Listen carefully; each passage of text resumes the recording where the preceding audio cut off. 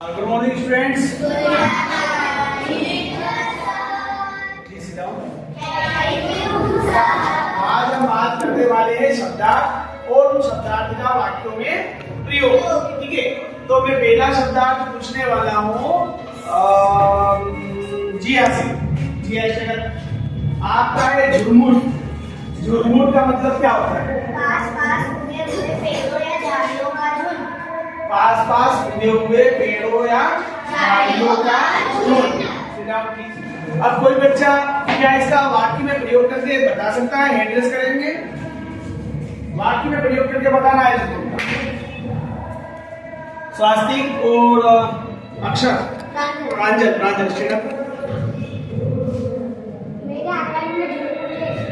मेरे आंगन में झुरमुट है। Very good. और स्वास्तिक वेरी गुड। हम छुपाई खेलते समय में झुरमुट में छुप गया। तो देखो वाक्य में प्रयोग का मतलब ये होता है कि हम कोई उस शब्द को एक सेंटेंस बनाए और उस सेंटेंस में उसका उपयोग करें। जैसे झुरमुट मतलब क्या हुआ कि झाड़ियों या पेड़ों का झुंड। अब जैसे बोल रहे हैं हम छुपाई खेलते हैं, हाइड एंड सीक खेलते हैं, तो हम उस झुरमुट के पीछे छुप जाते हैं ताकि दिखाई ना दे।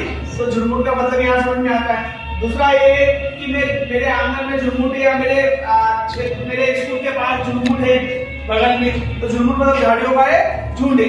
और झुरमुट में कौन कौन छुपता है बताओ? और जानवर। और झुरमुट में देखा हो तुमने जंगलों में कौन छुपता है? शेर। चिड़िया नहीं, झुरमुट के पीछे बड़े बड़े जानवर, शेर, तेंदुआ, ये बाघ जब शिकार करने वाले होते हैं तो झुरमुट के पीछे जाके छुप जाते हैं।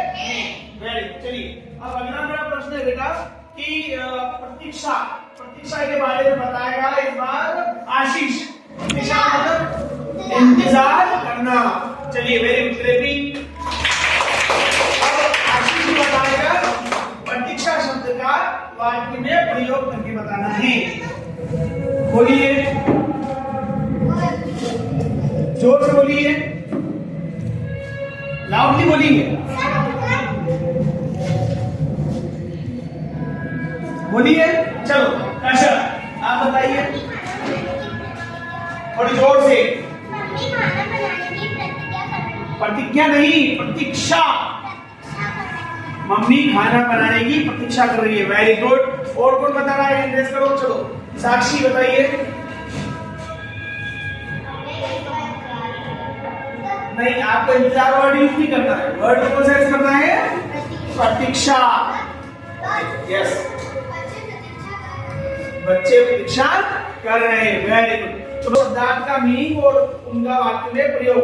अब हम बात करते हैं अगले शब्दार्थ की तरफ जो बताएगा हमें सागर।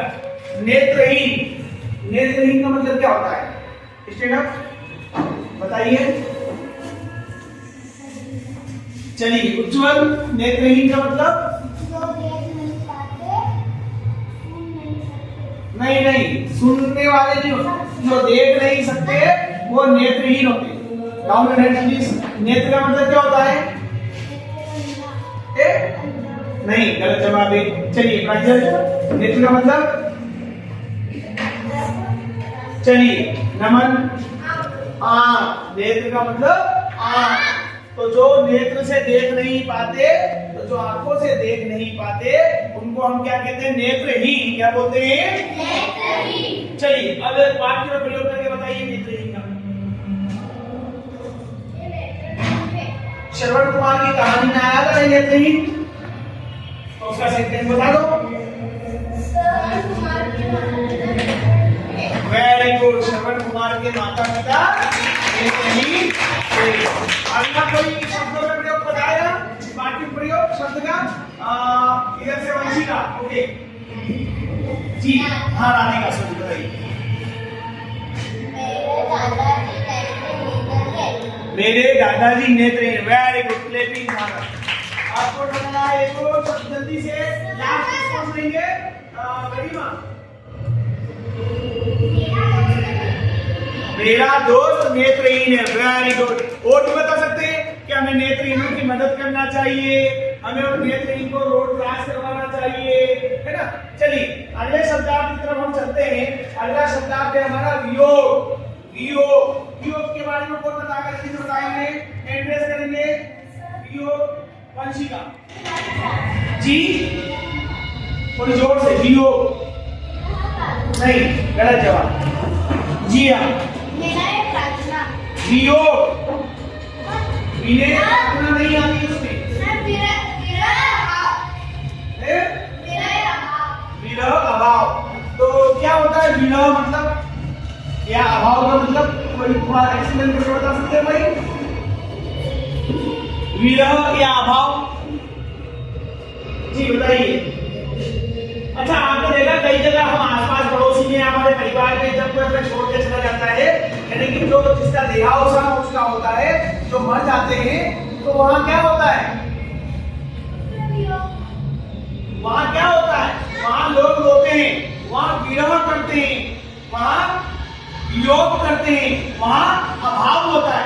अभाव मतलब किसी चीज की कमी होना, और विरह मतलब भी किसी चीज की कमी होना, दुख होना। तो जब हम विरह या वियोग, योग मतलब होता है जोड़ और वियोग मतलब हो जाता है घटाव। यानी कि हम योग में किसी को जोड़ते हैं तो वियोग में हम किसी को हटा देते हैं। तो जब हमारे घर में, परिवार में कहीं पर भी वियोग होता है तो विरह बोलते हैं उसे, या अभाव बोलते हैं कि हमारे यहाँ वियोग हो गया। आपने पत्रिका पढ़ी और बोलते हैं कि आप सौभाग्य से हमारे यहाँ पर शादी है, और जब कोई मरता है, कुछ ऐसा होता है, दुख वाली घटना होती है, क्या बोलते हैं? दुखद घटना हुई। ओके, तो वियोग का मतलब समझ में आया? क्या होगा? विरह या अभाव। चलिए